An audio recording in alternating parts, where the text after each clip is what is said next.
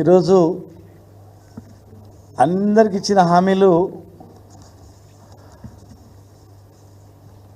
6 గ్యారెంటీలు ఏమైతున్నాయో కాంగ్రెస్ నాయకులు మంత్రులు జిల్లాలకు వెళ్ళినప్పుడు రుణమాఫీ గురించి ఏమడుగుతున్నారు, 2,500 మహిళా పెన్షన్ కావచ్చు, రైతు బంధు కావచ్చు, బీమా కావచ్చు, కార్మికులకు ఇచ్చే రైతు కూలీల కావచ్చు, నిరుద్యోగ వృత్తి కావచ్చు, ఉద్యోగాలు కావచ్చు, అవన్నీ ఎట్లా ఉన్నాయో కనీసం ఉద్యోగులదన్నా వాళ్ళ పైసలనే వాళ్ళకి వాపస్ ఇస్తారని అనుకున్నాం. ఇవన్నీ ఏమో హామీలేమో మరి గవర్నమెంట్ నుంచి ఇచ్చేటి హామీలు.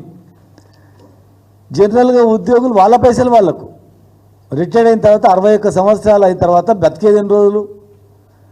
మా అంటే 61 సంవత్సరం తర్వాత ఉద్యోగంలో టెన్షన్కే బీపీ, షుగరు, రకరకాల వ్యాధులు వచ్చింటాయి వాళ్ళకు. మా అంటే బతికేది ఒక 20 ఏళ్ళు రిటైర్డ్ అయిన తర్వాత.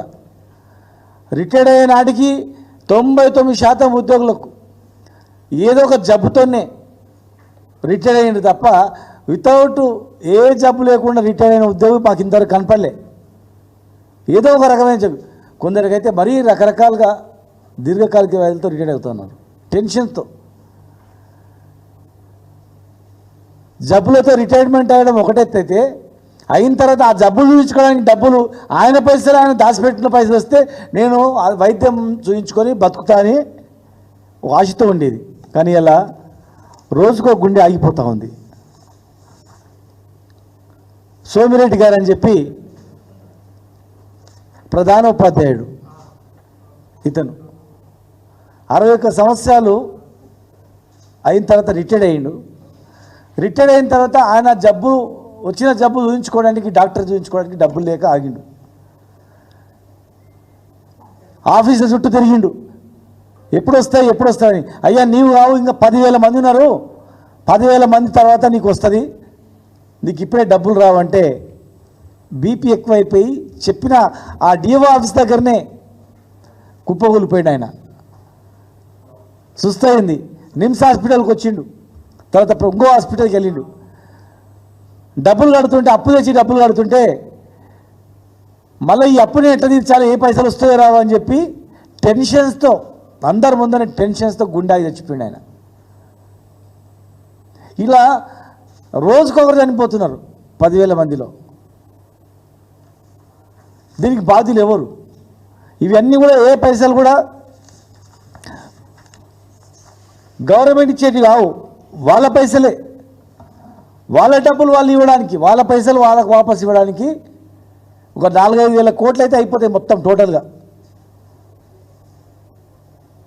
వాళ్ళ డబ్బులు వాళ్ళకి ఇవ్వడానికి ఇవ్వకుండా రిటైర్డ్ అయిన 10,000 మందిని చంపుతూ ఉన్నారు. ఏ ఉద్యోగి ఇట్లా గుండా చచ్చిపోయినా అది ప్రభుత్వ హత్యగానే మేము భావిస్తాం, గుర్తుపెట్టుకోండి. హాస్పిటళ్ళల్లో వైద్యానికి డబ్బులు కావాలి, హెల్త్ కార్డ్స్ అంటే అది అట్లే డబ్బులు కావాలి. ఇవాళ రేపు పైసల గురించి కన్న తల్లిదండ్రులే, కన్న పిల్లలే ఎంత వేధిస్తున్నారో పేపర్లు చూస్తున్నాం, ఏ రకంగా సంఘటనలు జరుగుతున్నాయో. ఆయన బతుకుదామంటే బతకలేని పరిస్థితి. ఇలా 10,000 కుటుంబాలు 35-40 సంవత్సరాలు ప్రభుత్వంలో ఉద్యోగం చేసి ప్రభుత్వాలను నడిపి కష్టపడి ఇలా రోగాలతో రిటైర్డ్ అయిపోయి ఆ రోగాల డబ్బులు లేక చనిపోయే సందర్భాలు ఉన్నాయి. వెంటనే వీళ్ళకు రిటైర్మెంట్ బెనిఫిట్స్ అందరికీ విడుదల చేయాలి. ఏం ఆపుతారు? అన్నీ ఆపండి. కాంట్రాక్టర్లు, పెద్ద కాంట్రాక్టర్ బిల్లు ఆపండి, పెద్ద కాంట్రాక్టర్ బిల్లు ఆపండి. మేము పెట్టినటువంటి రైతు బంధు పైసలు 3 కాంట్రాక్టర్లకు ఇచ్చేసారు, 1,000 కోట్ల రూపాయలు. ఆ పైసలు ఇచ్చినా వీళ్ళందరూ బతికేటోళ్ళు. 3-4 కాంట్రాక్టర్ల గురించి ఇలా పైసలన్నీ వాళ్ళకే దారదత్తం చేస్తూ ఖజానా ఖాళీ అని చెప్తా ఉన్నారు. రాష్ట్రం వచ్చిన తర్వాత, కాంగ్రెస్ ప్రభుత్వం వచ్చిన తర్వాత ఎవరెవరికి ఎన్ని బిల్లులు ఇచ్చినా మీరు బయట పెట్టండి. 1 కోటి రూపాయల పైగా ఇచ్చినటువంటి బిల్లుల జాబితాను విడుదల చేయండి. ఎక్కడ పోతున్నాయి పైసలు? ఎవరికి ఇస్తున్నారు? ఏ కాంట్రాక్టర్కి ఇస్తున్నారు? ఆ కాంట్రాక్టర్ల బంధువులు ఎవరు? బినామీలు ఎవరు? వాళ్ళ డబ్బులు, వాళ్ళు బెనిఫిట్స్ అయిన వాళ్ళు దాచిపెట్టుకున్న డబ్బులు వాళ్ళకి ఇవ్వడానికి ఈ రకంగా. రెండవది ఇంకో అంశం, ఇలా ఎలక్షన్ మేనిఫెస్టోలో సిపిఎస్ రద్దు చేస్తామని చెప్పారు. చాలా ఇచ్చిన హామీలు, అందులో ప్రధానమైనది ఓల్డ్ పెన్షన్ విధానం తెస్తామన్నారు. ఓల్డ్ పెన్షన్ విధానం తెస్తామంటే ఆ ఉద్యోగులు 2.5 లక్షల కుటుంబాలు ఓట్లు వేసారు. సరే, ఈ ప్రభుత్వం పాత పెన్షన్ విధానం తెస్తా అంటుంది 6 నెలలని, తేలేదు. సరే తేలేదు, ఏదో అడ్డంకులు చెప్తారు, ఓకే. మరి వాళ్ళు దాచిపెట్టుకున్న పైసలు ఎక్కడో అవుతున్నాయి. వాళ్ళ జీతంలో 10%, కొత్త పెన్షన్ విధానంలో 10%, మూల వేతనంలో డిఏలో 10%, ప్రభుత్వం ఇచ్చే 10%, ఆ 2 జమ చేసి ఏదో కంపెనీలో పెట్టి వచ్చే లాభాలతో ఆ పైసలతో పెన్షన్ ఇవ్వాలి. ఇవాళ వాళ్ళ పరిస్థితి ఏమైందంటే వాళ్ళ డబ్బులు వాళ్ళకు రావట్లేదు. ప్రైవేట్లో అయితే ప్రావిడెంట్ ఫండ్ ఉంటుంది, ఈపీఎఫ్. ప్రైవేట్లో ఒక 20 మంది ఉద్యోగులు ఉన్న కంపెనీకి ఈపీఎఫ్ ఓపెన్ చేయాలి అకౌంట్. 12% జీతంలోకి కట్ చేస్తారు, 12% కంపెనీ జమ చేసి వాళ్ళు డబ్బులు పెడతారు. ఎవరైనా కంపెనీ వాళ్ళు జమ చేయనట్లయితే జీతం డబ్బు వెంటనే 20% ఫైన్ వేస్తారు, క్రిమినల్ కేసు పెడతారు కట్టకపోతే. 12% కంపెనీ కట్టాలి, 12% జీతంలోకించి.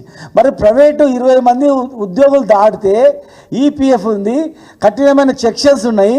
దానికి 7Q 1952 సెక్షన్ ప్రకారము, 7Q 14B ప్రకారము క్రిమినల్ యాక్షన్ తీసుకోవాలి, ఫైన్ వేయాలని ఉంది.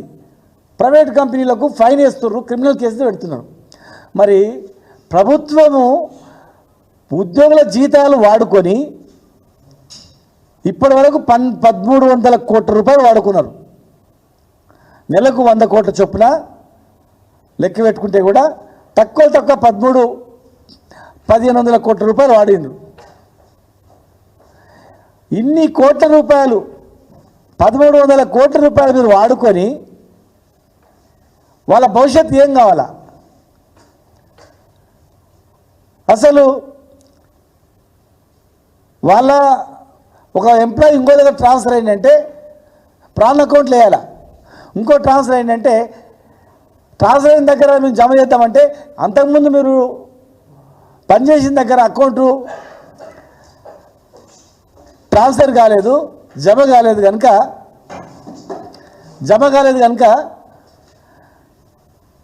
మీకు ఆ ప్రాన్ అకౌంట్లు వేయడానికి వీల్లేదని, జమ చేస్తామన్న దగ్గర జమ చేయడానికి అవకాశం లేదు. ఎందుకంటే అంతకుముందు ట్రాన్స్ఫర్ పనిచేసేటప్పుడు జమ చేయలేదు కనుక. ఇట్లా అన్ని అకౌంట్స్ అన్ని పనిచేయట్లేదు, ఆన్లైన్ సిస్టమ్ పనిచేయట్లేదు. ఆన్లైన్ సిస్టమ్ మొత్తం ట్రెజరీలో జీరో అయిపోతుంది. అంటే వాళ్ళ పైసలు వాళ్ళ డబ్బులు వాళ్ళు గవర్నమెంట్ జమ చేయనందుకు, అకౌంట్లో వేయనందుకు, ఇంకా రిటైర్మెంట్ అయిన తర్వాత ఆయన పరిస్థితి దేవుడెరుగు పరిస్థితి. సిపిఎస్ రద్దు చేస్తామన్నారు, రద్దు చేయలేదు. వాళ్ళ పైసలు కనీసం జమ చేయాల్సిన పైసలు జమ చేయట్లేదు, గవర్నమెంట్ జమ చేయట్లేదు. వాళ్ళ జీతాలు కట్టిన పైసలు అకౌంట్లో వేయట్లేదు, ఈ పైసలు వాడుకుంటా ఉన్నారు. రేపు వాళ్ళ పరిస్థితి ఏం కాల? 2.5 లక్షల మంది ఉన్నారు ఈ రోజుకు. 2.5 లక్షల మంది ఉద్యోగులతో జీవితాలతో చిలగాటమాడుతున్నారు. రిటైర్మెంట్ అయిన ఉద్యోగులతో జీవితాలతో చిలగాటమాడుతున్నారు. రిటైర్మెంట్ అయిన బెనిఫిట్స్ ఇవ్వలేదు. ఇవాళ ఏం చెప్తున్నారు అంటే వాళ్ళకు గవర్నమెంట్కు ఫ్రీగా ఇస్తున్నట్లు, దానం చేస్తున్నట్లు, దత్తత చేస్తున్నట్లు ఇలా ఉద్యోగులను బదనాలు చేస్తూ ఉన్నారు. కనుక ఇవన్నిటికీ